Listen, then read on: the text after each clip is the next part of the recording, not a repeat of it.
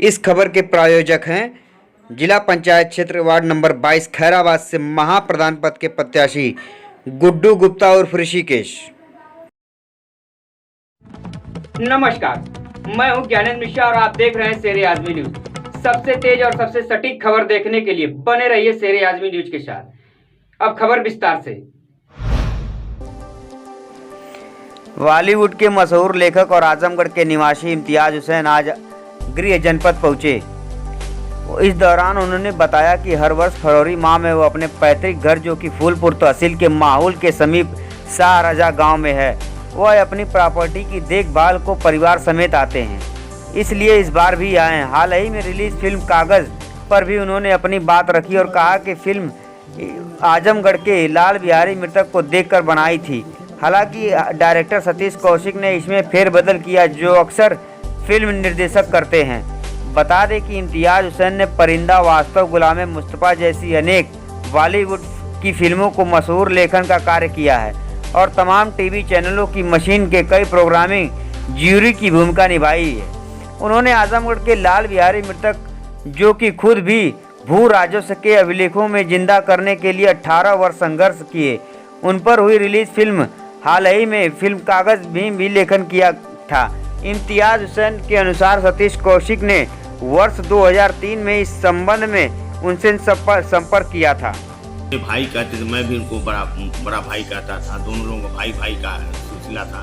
लेकिन सवाल ये है कि जब फिल्म बनी तो आजमगढ़ में फिल्म बता रहे थे कि आजमगढ़ में दिखाएंगे, आजमगढ़ में आएंगे, आजमगढ़ में शूटिंग होगी, यहाँ कुछ नहीं किया गया। उस कहानी को तोड़ मरोड़ कर मतलब लिखा गया और बैंड बाजा वाला बनाया गया। यहाँ तक कि एक अछूत शब्द भी प्रयोग किया गया।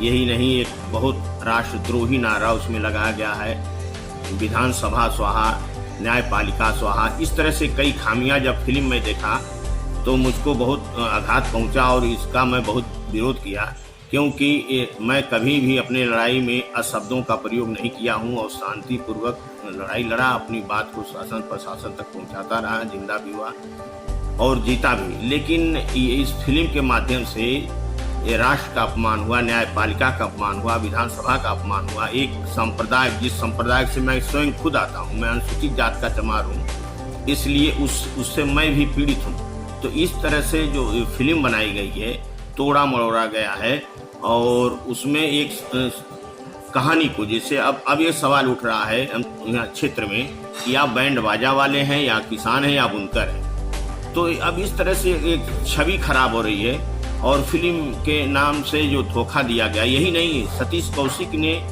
मुझसे कहे थे कि मैं फिल्म के लिए आपका अधिकार ले रहा हूँ और उस समय उन्होंने इंग्लिश में टाइप कराकर मतलब सारे अधिकार हमारा ले लिया। मैं लड़ाई लड़ता रहूँ और वो काम मतलब उसका लाभ लेते रहे। मतलब ओरिजिनल जो हीरो है वो भीख मांगता रहा, जो नकली हीरो वो रसगुल्ला काटता रहा है। तो मतलब फिल्म वाले जो इस तरह से समाज को धोखा दे रहे, मेरे ही साथ नहीं, मैं तो समझ रहा हूँ कि पूरे जो भारत में जो इस तरह से फिल्में बन रही हैं उस व्यक्ति के साथ जिनकी कहानी पर लोग ले रहे हैं उनके साथ जबरदस्त धोखा, अन्याय कर रहे हैं। मतलब समझ जाइए कि एक अधिकारों का आतंक कर रहे हैं। आतंकवादी जिनको कहा जा या मतलब अपराधी कहा जा, मतलब तो बहुत कम है। इन मुद्दों को लेकर आपने सतीश कौशिक जी से बात की? मैं सतीश कौशिक के खिलाफ लिखा हूँ और मैं कोर्ट में भी गया हूँ। ये लड़ाई चलती रहेगी। तो ये फिल्म जो बन गई, रिलीज होगी फिल्म, तो मैं रुकवा नहीं सका। लेकिन जो धोखा दिए, मैं सोच रहा हूँ कि मेरे साथ जो धोखा हुआ है, आने वाली पीढ़ी अन्य लोगों के साथ फिल्म वाले धोखा न दें, उनका अधिकार का हनन न करें, उनके सारे कहानी को ले न लें। जैसे मैं तो, मेरी एक दिन मजाक में हमारी बीबी कह रही थी कि सारा अधिकार आपके ले लिए हैं सतीश कौशिक जी, तो अब समझ जाइए कि हमको भी वो कब्जा कर लेंगे, हमारे पर उनका अधिकार है। हम तो सतीश कौशिक के हो गई हैं, जो कमाएंगे आप उसका लाभ लेंगे। तो मतलब इस तरह से बैंक आज भी कहा जा रहा है।